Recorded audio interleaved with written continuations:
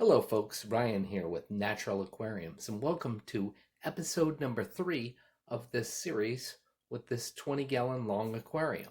This is a new aquarium I've acquired and have been making a few videos setting it up. Please feel free to go back and see the previous 2 episodes. The very first episode, my son Trent helped me put this blue background on the tank. And the second episode deals with starting a dry start and planting these plants here. Today, what we're going to do is get this aquarium wet. Alright, so why would somebody do a dry start or maybe not do a dry start? There's some advantages and disadvantages, in my opinion, of either way. When you start with a dry start, one of the advantages is that the CO2 is much more plentiful in the air than it is in an aquarium underwater. There is some CO2 in normal water. When you inject CO2 with a pressurized tank, there is more CO2. I believe, and I'm not certain of this, but that just the CO2 in the air is quite a bit more than what even like a pressurized tank system can deliver in most cases. Now the downside of things is that the plants will grow in their immersed state rather than their submerged state. So plants grow a little bit differently. Both of these plants can grow in either state, and right now they're in immersed state or they are converting to, in the case of the Limnophilia aromatica. The glossolepis, I believe that was already virtually in an immersed state. Generally, when you purchase plants, especially potted plants like that, that's how they're grown. The pots are down in the water. The plants themselves are above the water, at least until they get to the fish store, where generally they're put in a tank and begin converting there. So let's zoom on in and take a little closer look at the plants and how they're doing, and talk about why we want to go ahead and get this tank wet, fill it up with water. So I'm just going to peel back the plastic here. You want to put some plastic over the tank when you're doing a dry start like this, and just keep a moist environment in there. Lots of humidity. You can see the humidity on the glass here. This is needed for the plants to stay alive and not dry out. These plants are made to be either in their immersed state, in a very moist, humid environment, or, underwater, as they will be soon. So let's just kind of move on in here. We can take a little look and see how things are doing. I've seen new growth from both the glosso as well as the Limnophilia aromatica. This Limnophilia aromatica was a longer stem plant, so they were kind of just draped over the rocks. I tried to keep them upright a little bit, so they grew in the correct direction, but as they have grown immersed, they've gained some height, and the light on the 90 just popped on there. But as they gain some height and growth up top, I assume that there's also growth beneath and root growth, which is going to be nice to help these plants stay rooted and get used to that substrate and the nutrients that they're going to be taking up in this tank. Spent a lot of money on this nice ADA aqua soil, and that's what we're going to be using here. As we look a little closer, I don't know if you can see it. Let me just pause this and grab the camera. We can take a dive a little closer. Alright, so as we take a little closer look and dive into the tank here, I can actually hold my camera right in the tank, which is usually something I cannot do.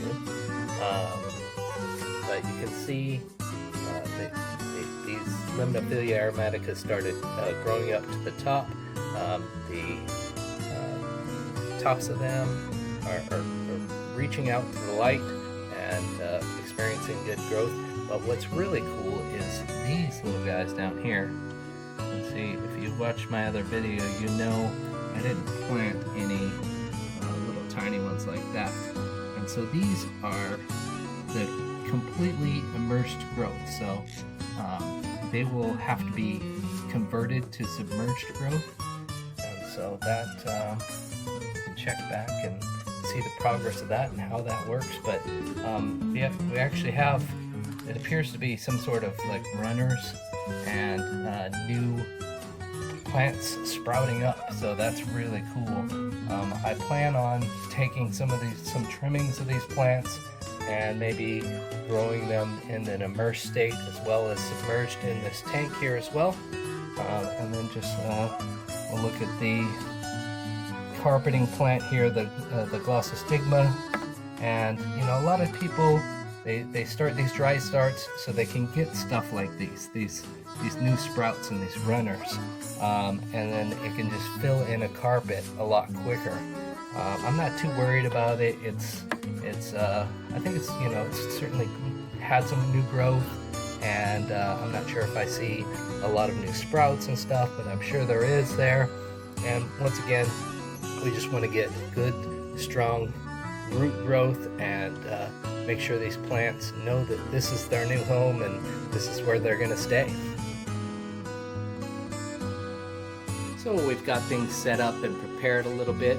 One thing we don't want to do when we fill the tank is disturb all the soil and substrate and the plants that we've taken time to root.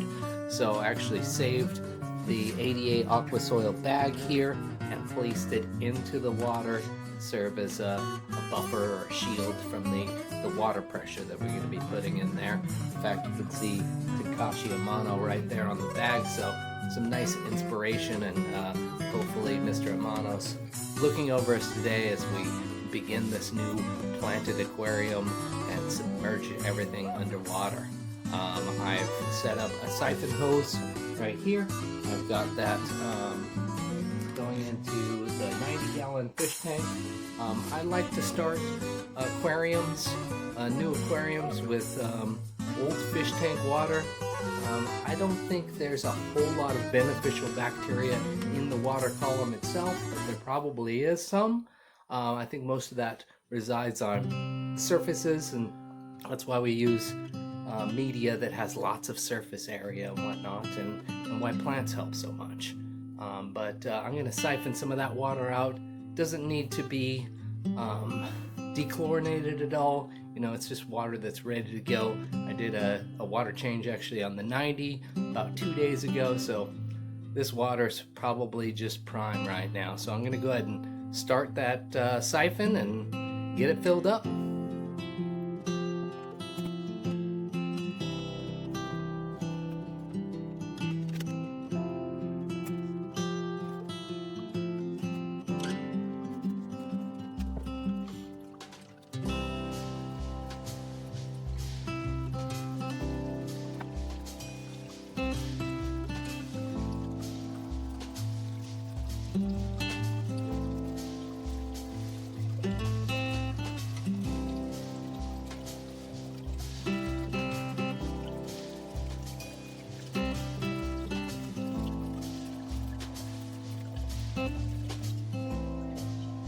So we got the tank filled up, or at least most of the way. Let's go ahead and rescue Mr. Amano out of there and take a closer look. Okay, so this 20-gallon aquarium, or fish tank, is maybe officially an aquarium now, as it's filled with water, and these plants are all underwater, and there'll be a little bit of converting going on, and what's mainly going to be interesting is just the difference in the plants structurally. As you can see right down here, this plant, it's over here, I can't really see, but you know, the stem is going like this because they were originally leaned up on these rocks to kind of support them, So they're all pointing towards these rocks. So what you see is kind of them bunched up near the rocks, but throughout the next day or a couple of days or maybe a week, I'd imagine it's going to happen pretty quick. In fact, maybe I'll grab a video of it tomorrow so you can see what it looks like there as well. But these plants are going to straighten out and get a little taller. There's already one stem that's is planted right there behind the rock that is sticking out of the water, so it's going to be some trimming and propagating pretty quickly, I think. So let's dive in and take a little bit closer look. So overall, I'd say things look pretty good, pretty healthy and happy, and I think a good way to start a tank. There is one slight issue, and let's just go ahead and take a look at the top of the aquarium, the surface of the water. As you can see here, there is a lot of biofilm, and probably maybe dusts from some of the tank and some nasty stuff. So I'm either going to manually skim this material off just using a cup towards the surface of the water and siphon it off, or you just lay some paper towels in there and all that stuff will stick to the paper towels and pull the paper towels out. So that's probably what I'll do. So let me take care of that and we'll check on back. Okay, so as I mentioned before, all I did was take some paper towels and lay them across the top, soaked up most of the biofilm, tossed those paper towels, and then I also skimmed a little bit off the top with a cup, just kept it right below the surface to kind of do some manual skimming, and then lastly I took a fine net and scooped up a couple of little leaves and a little bit more biofilm. It's not 100%, there's still a little bit on there, but I'm really not too worried about it. I'm trying to embrace biofilm. I do not believe that it is detrimental to an aquarium, at least at a respectable level. If the biofilm is extremely thick and you can't get food through there, and it starts inhibiting oxygen exchange, which I think is just going to happen anyways unless your tank is totally sealed up. I really don't think it's harmful, and trying to embrace it more, but I honestly still find it a little ugly, but this level I'm fine with, and ready to rock. Alright folks, well there you go. We added some water to the fish tank and turned it into an aquarium. I hope you enjoyed this episode. Please be sure to stay tuned for future episodes. Next, we're going to be adding a little CO2 to the tank, and we'll check in with you then. Thanks for watching.